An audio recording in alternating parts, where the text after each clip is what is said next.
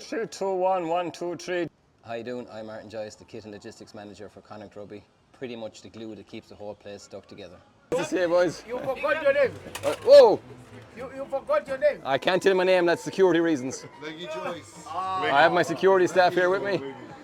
I've also been described as the Jenga block. I'm kind of that block in the tower, you know, that when you take that Jenga block out, the whole thing just crumbles. So being with the glue, the Jenga block, that's me. I prefer if my security stayed a bit closer to me.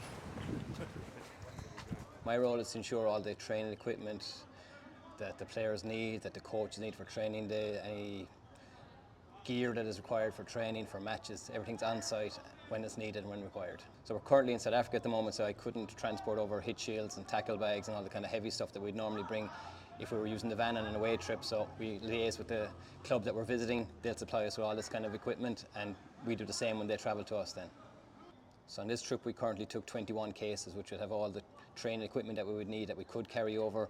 The S&C lads would have stuff that they would require, the nutritionist guys would have the stuff that they require, and the medical would probably, most guys have a lot of equipment as well because they can't reuse anything that they've used, so they'd have extra cases on this trip that they would normally bring for a UK's game, say, or into France when we're not there for as long as we are at the moment in South Africa. On match days then I'd especially work with Gavin, who'd be our nutritionist. He'd be setting up all the drinks and nutrition that they would need, so we'd travel to the stadium together with himself and Simon, who's our analyst, who would need to get there about 3 to 3.5 hours before kick-off.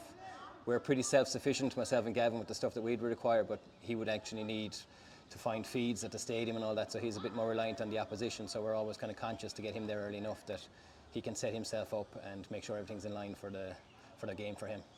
I'm currently with Connacht for the last 14 seasons. Some highs, some lows, some great days, and many more to come, I hope.